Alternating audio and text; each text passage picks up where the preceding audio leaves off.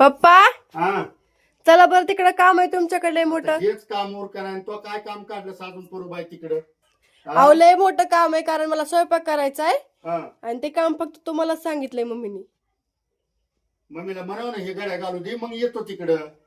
नाही लय मोठं काम आहे चला तुम्ही पहिलं. मग चल बरं तिकडे काय काम आहे ती बघू दे मला.